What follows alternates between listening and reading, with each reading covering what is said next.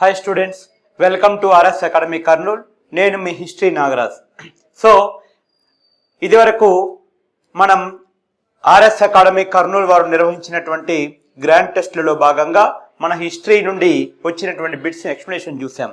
ఇప్పుడు RS academy Kurnool వారు నిర్వహించిన 4వ గ్రాండ్ టెస్ట్లో భాగంగా వచ్చినటువంటి హిస్టరీ బిట్స్ వాటి ఎక్స్ప్లెనేషన్స్ చూద్దాం. సో ఫస్ట్ బిట్, ఈ 4th grand test. Okay, so ప్రతి ఆదివారము ఆర్ఎస్ అకాడమీ కర్నూలు వారు ఒక గ్రాండ్ టెస్ట్ను గ్రూప్ 2 ఎస్ఐ కానిస్టేబుల్ స్థాయిలో ఉన్నటువంటి ఆస్పిరెంట్స్ కు నిర్వహించడం జరుగుతుంది. సో ఈ క్వశ్చన్ పేపర్ అనేది మనకు గ్రూప్ 2 స్థాయిలో ఉంటుంది కాబట్టి ఎవరైనా group 2 and SI constable prepare అయ్యేటువంటి ఆస్పిరెంట్స్ ఎవరైనా ఉంటే ఈ ఎగ్జామ్స్ను రాసి మీ యొక్క స్థాయిని మీరు డిసైడ్ చేసుకోవచ్చు. సో ఈ ఆర్ఎస్ అకాడమీ కర్నూలు వారు నిర్వహించినటువంటి 4వ గ్రాండ్ టెస్ట్ లో భాగంగా వచ్చినటువంటి ఫస్ట్ హిస్టరీ బిట్. కింది వాణిలో సరైన వాక్యాలను గుర్తించండి అన్నాడు. సో 1796లో లార్డ్ వెల్లెస్లీ సైన్య సహకార పద్ధతి అనే సామ్రాజ్యవాద విధానాన్ని ప్రవేశపెట్టారు. 1796లో లార్డ్ వెల్లెస్లీ సైన్య సహకార పద్ధతి అనే సామ్రాజ్యవాద విధానాన్ని ప్రవేశపెట్టారు అనేది ఒకటి స్టేట్మెంట్. రెండోది, సైన్య సహకార పద్ధతిపై సంతకం చేసిన రాజ్యాలు తమ విదేశాంగ విధానమును ఆంగ్లేయులకు అప్పజెప్పాలి. Second statement. థర్డ్ వన్, సైన్య సహకార పద్ధతిని ఆమోదించిన రాజ్యాల రక్షణ బాధ్యతలు ఆంగ్లేయులు తీసుకుంటారు. వాళ్ళు ఇచ్చినటువంటి 3 స్టేట్మెంట్లు. ఇందులో సరైన వ్యాఖ్యలను గుర్తించండి అన్నాడు. సో 1796లో లార్డ్ వెల్లెస్లీ సైన్య సహకార పద్ధతి అనే సామ్రాజ్యవాద విధానాన్ని ప్రవేశపెట్టారు అని ఇచ్చాడమ్మా. సో సైన్య సహకార పద్ధతిని ప్రవేశపెట్టిన గవర్నర్ జనరల్ ఎవరు అంటే లార్డ్ వెల్లెస్లీ అనేది రైటే. లార్డ్ వెల్లెస్లీ అనేది రైటు. కానీ ఈ సైన్య సహకార పద్ధతిని ఎప్పుడు ప్రవేశపెట్టింది? 1798. కాబట్టి ఇది రాంగే కదా, రాంగ్. నెక్స్ట్, సైన్య సహకార పద్ధతిపై సంతకం చేసిన రాజ్యాలు తమ విదేశాంగ విధానమును ఆంగ్లేయులకు అప్పజెప్పాలి. మనం ఇంతకు ముందు కూడా మాట్లాడుకున్నాం ఈ క్వశ్చన్ గురించి.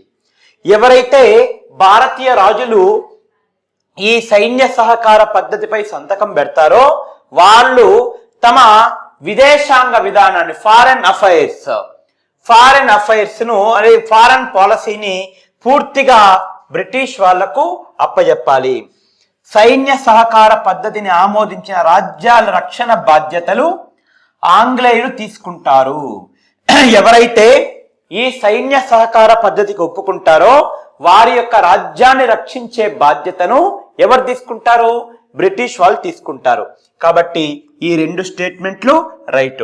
కాబట్టి ఇప్పుడు ఆప్షన్ ఏది వస్తుంది మనకు? బి, 2 మరియు 3.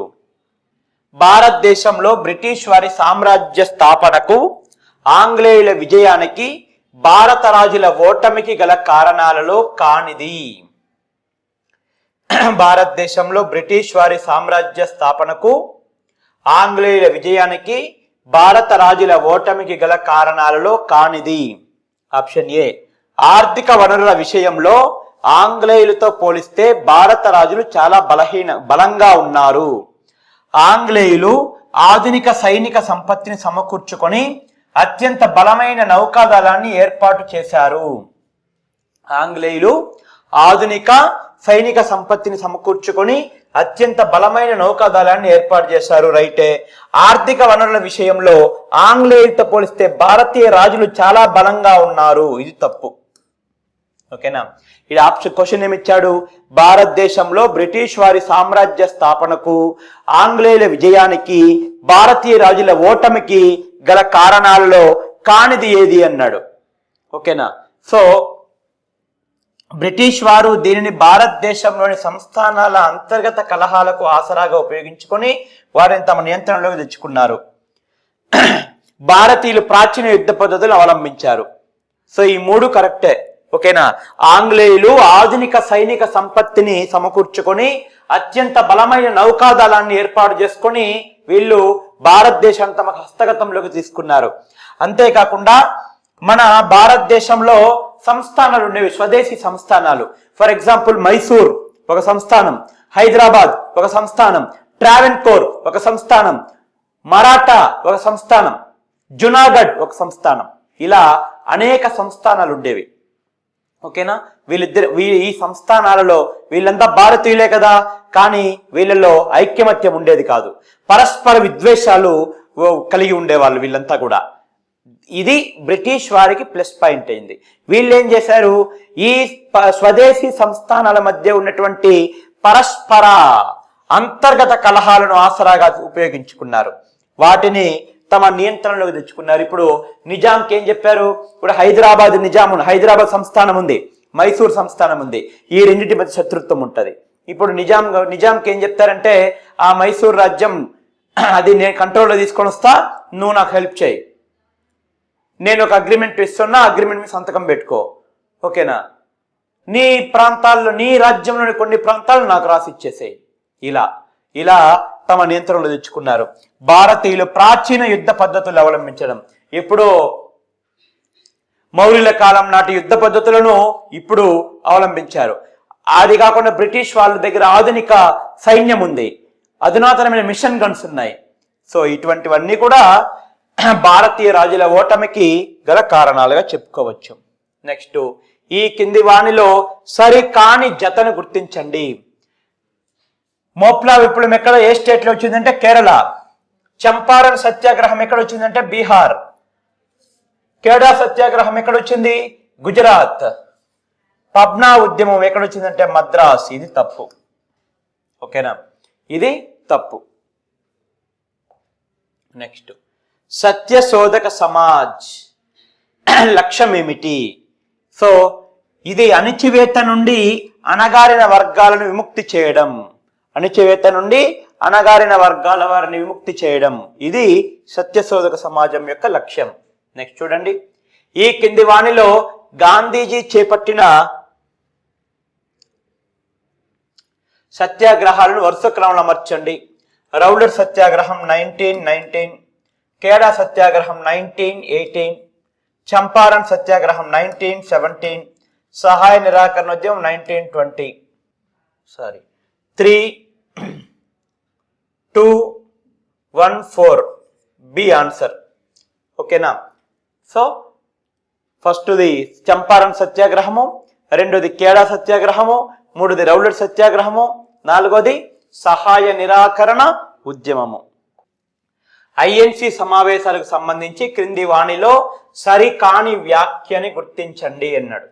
1906 కలకత్తా సమావేశంలో మొదటిసారిగా స్వరాజ్ అనే పదాన్ని ఉపయోగించబడింది. 1927లో సైమన్ కమిషన్ బహిష్కరణ తీర్మానాన్ని ఆమోదించిన ఐఎన్సి సమావేశం కలకత్తాలో జరిగింది. 1905 బెనారస్ ఐఎన్సి సమావేశంలో బెంగాల్ విభజనకు వ్యతిరేకంగా వందే మాతర తీర్మానం జరిగింది. 1922 డిసెంబర్లో గయలో జరిగిన ఐఎన్సి సమావేశం తర్వాత 1923 జనవరిలో స్వరాజ్ పార్టీ స్థాపించబడింది. ఈ 4 స్టేట్మెంట్లలో సరికాని వాక్యాన్ని గుర్తించండి అన్నాడు. సో 1906వ సంవత్సరంలో కలకత్తాలో జరిగిన ఐఎన్సి సమావేశంలో బాలగంగాధర్ తిలక్ ఒత్తిడి వల్ల ఈ సమావేశం యొక్క అజెండాలో దాదాబాయి నౌరోజీ స్వరాజ్, స్వదేశ్,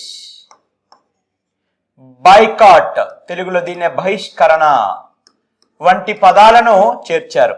కాబట్టి స్వరాజ్ అనే పదాన్ని మొట్టమొదటిసారిగా ఉపయోగించిన ఐఎన్సి మీటింగ్ ఏది అంటే 1906 కలకత్తా సమావేశము, అది రైటు.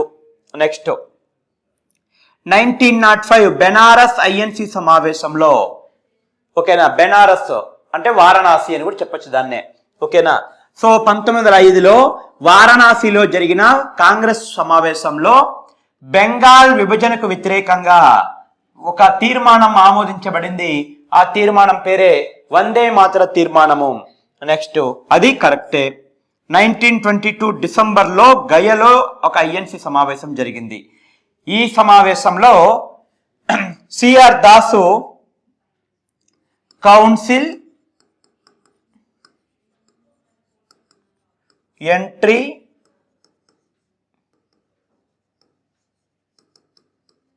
డిక్లరేషన్ ను ప్రవేశపెట్టాడు. ఓకేనా, కౌన్సిల్ ఎంట్రీ డిక్లరేషన్ ను ప్రవేశపెట్టాడు అనమాట 1922 డిసెంబర్లో గయలో జరిగిన ఐఎన్సి సమావేశంలో. ఈ కౌన్సిల్ ఎంట్రీ డిక్లరేషన్ ను ప్రవేశపెట్టిన వాడెవడు? సిఆర్ దాస్. దీన్ని వ్యతిరేకించిన వారు గాంధీ వ్యతిరేకించడంతో ఈ తీర్మానము పాస్ కాలేదు. దీంతో సిఆర్ దాస్ 1923 జనవరిలో కాంగ్రెస్ పార్టీకి రాజీనామా చేసి ఒక కొత్త పార్టీని స్థాపిస్తున్నట్లు ప్రకటించాడు. దాని పేరే స్వరాజ్ పార్టీ. కాబట్టి 3 రైటే. 1927 సైమన్ కమిషన్ బహిష్కరణ తీర్మానాన్ని ఆమోదించిన ఐఎన్సి సమావేశం ఎక్కడ జరిగిందంటే కలకత్తాలో కాదు, మద్రాస్. సో ఏమిచ్చాడు ఇక్కడ? కలకత్తా ఇచ్చాడు. ఇక్కడ ఏమి సరికాని వాక్యాన్ని గుర్తించండి అన్నాడు. బి సరికాదు. కాబట్టి ఆన్సర్ ఏమి? బి. ఓకేనా, నెక్స్ట్. ఈ కింది వాటిలో సరైనవి ఏవి? 1937లో ఏర్పడిన కాంగ్రెస్ ప్రభుత్వాలు 1939లో రాజీనామా చేశాయి. ఆల్రెడీ మనం మాట్లాడుకున్నాం దీని గురించి. నాకు లాస్ట్ క్వశ్చన్ పేపర్ ఎక్స్ప్లెనేషన్ లో మాట్లాడుకున్నాం. సో 1937లో జరిగిన ఎలక్షన్స్ లో కాంగ్రెస్ పార్టీ ఫస్ట్ టైం పోటీ చేసింది. పోటీ చేసి 11 రాష్ట్రాలకు గాను 8 రాష్ట్రాల్లో తమ ప్రభుత్వాలను ఏర్పాటు చేసింది. ఏర్పాటు చేస్తే రెండో ప్రపంచ యుద్ధం మొదలైంది 1939లో. ఈ రెండవ ప్రపంచ యుద్ధంలో భాగంగా అప్పటి బ్రిటిష్ వైస్రాయ్ లార్డ్ లిన్లిత్గో ఒక ప్రకటన చేశాడు. ఏమని? ఈ రెండవ ప్రపంచ యుద్ధంలో బ్రిటన్ తరపున భారతదేశం కూడా యుద్ధంలో పాల్గొంటుంది అని చెప్పి.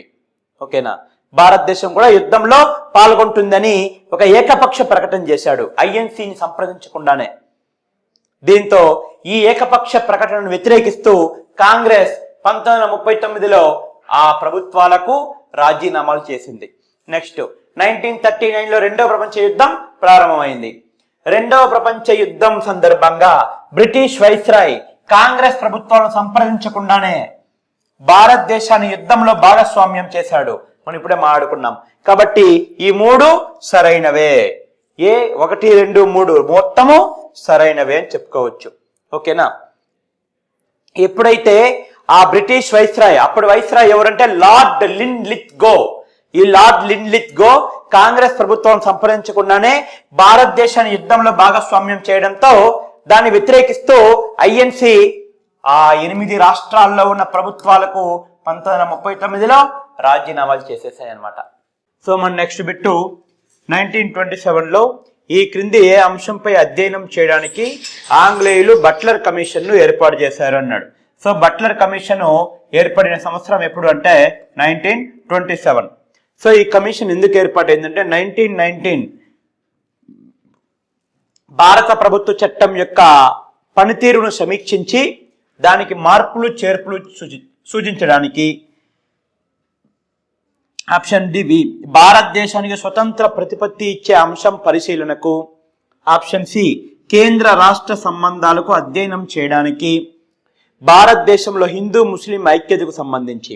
సో ఈ 4 ఆప్షన్లో కరెక్ట్ ఆప్షన్ ఏది అంటే కేంద్ర రాష్ట్ర సంబంధాలను అధ్యయనం చేయడం కోసము బ్రిటిష్ వాళ్ళు నియమించిన కమిటీ ఏది అంటే బట్లర్ కమిటీ. ఏ సంవత్సరంలో ఏర్పాటైంది? అది 1927లో ఏర్పడింది. ఈ కింది వ్యాఖ్యలను పరిశీలించండి. భారత స్వతంత్ర చట్టం బిల్లును 1947 జూన్ 18న పార్లమెంట్లో ప్రవేశపెట్టారు.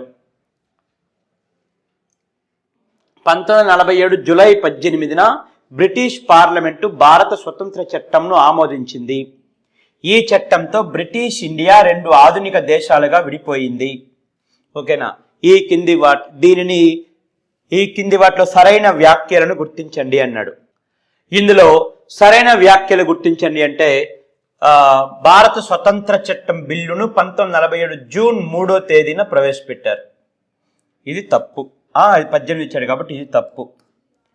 నెక్స్ట్ 1947 జూలై 18న బ్రిటిష్ పార్లమెంటు భారత స్వతంత్ర చట్టంను ఆమోదించడంతో బ్రిటిష్ ఇండియా 2 ఆధునిక దేశాలుగా విడిపోయాయి. సో 2, 3 సరైనవి. P answer. నెక్స్ట్, ఈ కింది వాణిలో సరికాని దానిని గుర్తించండి అన్నాడు. సో దయానంద సరస్వతి ప్రకారం ఆర్యులు టిబెట్ నుంచి భారతదేశానికి వలస వచ్చారు. ఓకేనా, ఈ ఆర్యులు ఏ ప్రాంతం నుండి వలస వచ్చారు అనే దానిపైన మనకు అనేక రకాల వాదనలు ఉన్నాయన్నమాట. దయానంద సరస్వతి ఏం చెప్పాడంటే ఆర్యులు టిబెట్ నుంచి భారతదేశానికి వలస వచ్చారు అని చెప్పాడనమాట. మ్యాక్స్ ముల్లర్ అనే చరిత్రకారుడు ఏం చెప్పాడంటే ఆర్యులు మధ్య ఆసియా ప్రాంతం నుండి భారతదేశానికి వలస వచ్చారు. బాలగంగాధర్ తిలక్ ప్రకారం ఆర్యులు అంటార్కిటిక్ నుండి వలస వచ్చారు. మ్యాక్ డొనాల్డ్ మరియు డాక్టర్ పెంకా అనేవారి అభిప్రాయ ప్రకారం జర్మనీ, ఆస్ట్రియా ప్రాంతం నుండి వచ్చారని అభిప్రాయపడ్డాడు. సో దీంట్లో సరికానిది ఏది అంటే బాలగంగాధర్ తిలక్ ప్రకారం ఆర్యులు ఆర్కిటిక్ తీరం నుండి వచ్చారు. ఇక్కడ ఏమని పడింది, అంటార్కిటిక్ నుంచి వచ్చారు అని పడింది అనమాట. సో సరికానిది ఏది అంటే సి సరికాదు, కాబట్టి ఇదే ఆన్సర్ మనకు. నెక్స్ట్, బౌద్ధ మత సమావేశాలకు సంబంధించి ఈ కింది వాణిలో సరైన వ్యాఖ్యలను గుర్తించండి. 2వ బౌద్ధ సంగీతి క్రీస్తు పూర్వం 250లో జరిగింది, వైశాలి నగరంలో జరిగింది. ఇది తప్పు. 2వ బౌద్ధ సమావేశం ఎప్పుడు జరిగింది? క్రీస్తు పూర్వం 383వ సంవత్సరంలో వైశాలి నగరంలో జరిగింది. ఓకేనా. పాటలీపుత్రంలో జరిగిన బౌద్ధ సమావేశంలో అభిధమ్మ పీఠిక రాయబడింది. పాటలీపుత్రంలో ఎన్నో బౌద్ధ సమావేశం జరిగింది? 3వ బౌద్ధ సమావేశం జరిగింది. ఆ 3వ బౌద్ధ సమావేశంలోనే మొగలిపుత్త తిస్స అనేవాడు ఈ అభిధమ్మ పీఠిక అనే గ్రంథాన్ని రచించాడు. నెక్స్ట్, కాశ్మీర్లోని కుందలవనంలో జరిగిన బౌద్ధ సమావేశానికి సభాకామి అధ్యక్షత వహించాడు. సో కాశ్మీర్లోని కుందలవనంలో జరిగిన సమావేశం ఎన్నోదంటే 4వది. దీనికి అధ్యక్షత వహించింది వసుమిత్రుడు. ఇక్కడ ఏమనిచ్చాడు? సభాకామి అని ఇచ్చాడు. కాబట్టి ఓన్లీ ఇది తప్పు, ఇది తప్పు. ఏది మాత్రమే కరెక్టు? 2. కాబట్టి బి ఆన్సర్. ఓకేనా. నెక్స్ట్, మౌర్యుల పరిపాలనా కాలానికి సంబంధించి కింది వాణిలో సరికాని వాక్యాలను గుర్తించండి. సైనికాధికారిని అగ్రనోమోయ్ అని ఇండికా పేర్కొన్నది. గ్రామాధికారిని గ్రామని లేదా గ్రామిక అని పిలిచేవారు. మౌర్యుల కాలంలో పట్టణ పాలన గురించి ఎటువంటి ప్రస్తావన లేదు. సో ఇది ఆన్సర్ అగ్రనోమోయ్. సో ఈ 2 కరెక్ట్. ఓకేనా. మౌర్యుల కాలంలో పట్టణ పరిపాలన గురించి ఇండికా ప్రస్తావించింది. ఇక్కడ ఏమిచ్చాడు? ఎలాంటి ప్రస్తావన లేదని ఇచ్చాడు, కాబట్టి అది రాంగ్. ఓకేనా. సరైన వాక్యాలు గుర్తించమన్నాడు కాబట్టి డి ఆన్సర్. 1, 2 సరైన వాక్యాలు. నెక్స్ట్ చూడండి, గ్రంథాలను రాసినటువంటి రచయితలనిచ్చి జతపరచుము అన్నాడు. సో బృహత్ కథ రాసింది గుణాఢ్యుడు, బృహత్ సంహిత వరాహమిహిరుడు, బృహత్ కథ మంజరి క్షేమేంద్రుడు, బృహత్ కోశ హరిసేనుడు. ఓకేనా. సో ఆన్సర్ ఏది వస్తుంది? A2, B3, C1, D4. Option A answer.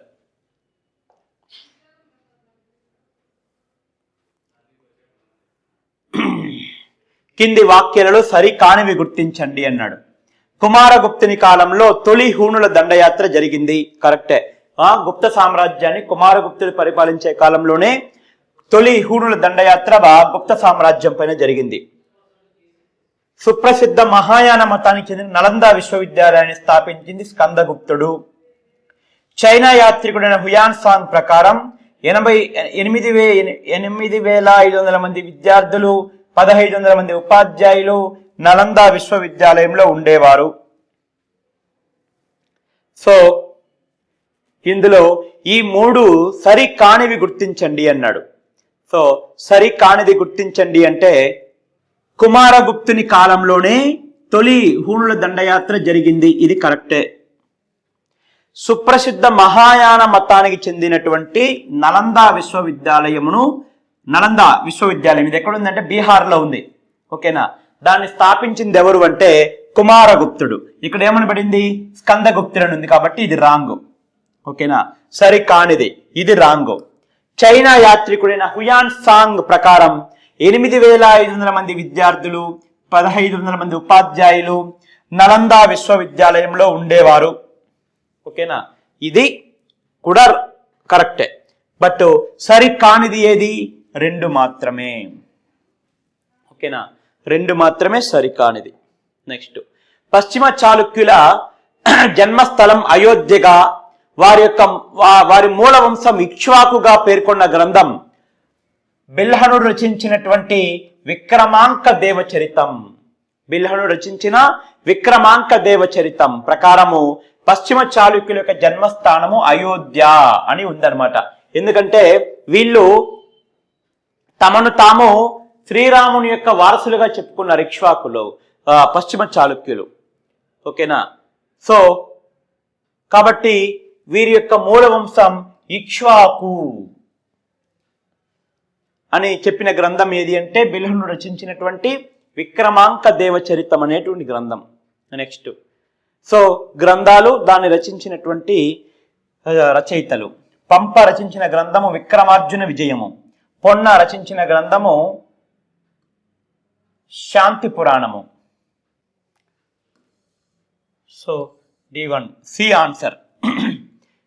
ఓకేనా, పంప విక్రమార్జున విజయము, పొన్న శాంతి పురాణము, రన్న అజితనాథ రామాయణము, నరహరి తొరవి రామాయణం అనేటువంటి గ్రంథాలను రాశాడు. నెక్స్ట్, ఢిల్లీ సుల్తాన్ల పరిపాలనా కాలానికి సంబంధించి కింది వాటిని సరిగ్గా జతపరచండి అన్నాడు. ఢిల్లీ సుల్తాన్ల పరిపాలనా కాలానికి సంబంధించి కింది వాటిని సరిగ్గా జతపరచండి. కల్సా భూమి అంటే సుల్తాను ఆధీనంలో ఉన్న ప్రభుత్వ భూమి. ఓకేనా. నెక్స్ట్, ఇక్తా భూమి అంటే సైనికాధికారులు కేటాయించిన భూమి. ఇనాం భూమి అంటే పండితులకు కేటాయించిన భూమి. D answer. నెక్స్ట్, ఈ కింది వాటిలో సరి కానిది గుర్తించండి అన్నాడు.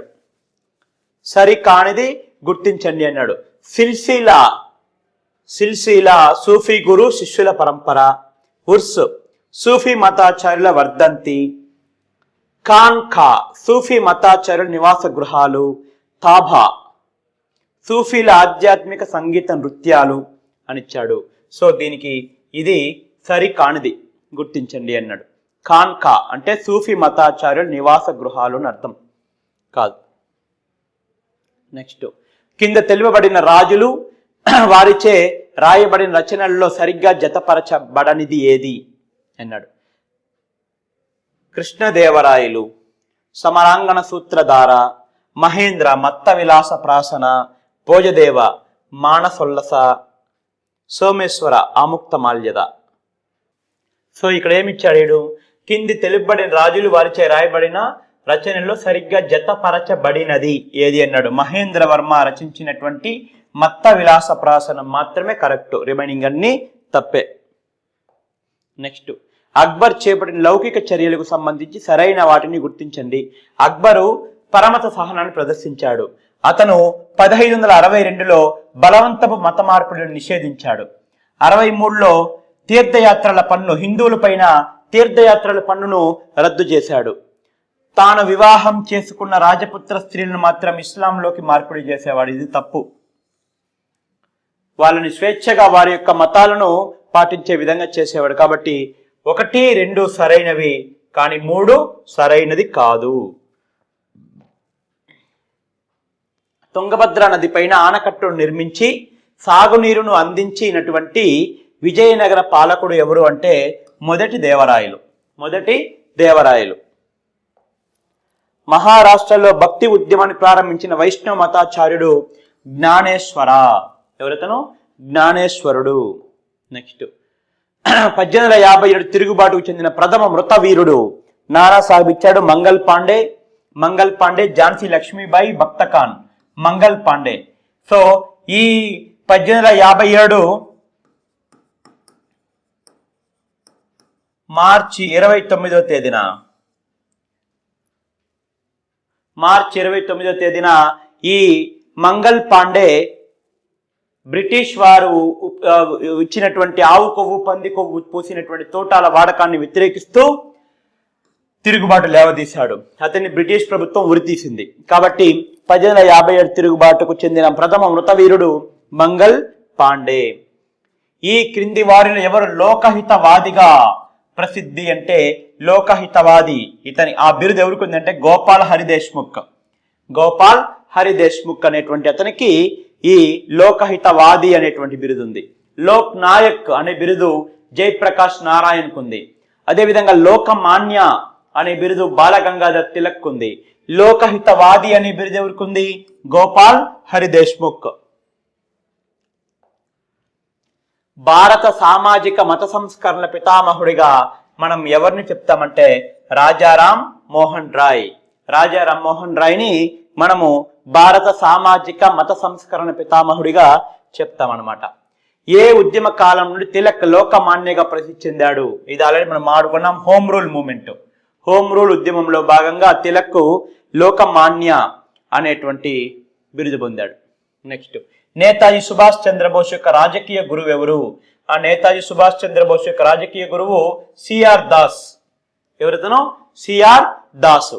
ఇతను సుభాష్ చంద్రబోస్ యొక్క రాజకీయ గురువు. సో ఈ కింది వాటిలో సరైన జత ఏది అన్నాడు. సో ఇది మౌంట్ బాటన్ ప్లాన్. ఇది 1947. Cabinet mission plan 1946. ఇది బులాబాయే షాయ్ లియాఖత్ అలీ ఒప్పందం 1945. ఇది కరెక్ట్ అన్నమాట. నెక్స్ట్, ఈ కింది వాటిని జతపరచండి అన్నాడు. దుగ్గిరాల గోపాలకృష్ణయ్య చీరాల పేరాల సత్యాగ్రహము, రాజగోపాలాచారి శాసనోల్లంఘన ఉద్యమం, అరుణ్ ఆసఫ్ అలీ క్విట్ ఇండియా ఉద్యమము, Tanguturi Prakasam Pantulu Simon go back. So A1 B4 C. A1 B4 C 3 D2. Option B answer. ఓకేనా? సో ఇది మనకు ఆర్ఎస్ అకాడమీ కర్నూలు వారు నిర్వహించినటువంటి 4th గ్రాండ్ టెస్ట్ లో మన హిస్టరీ సంబంధించినటువంటి బిట్స్ ఎక్స్ప్లెనేషన్. ఓకేనా? Thank you very much.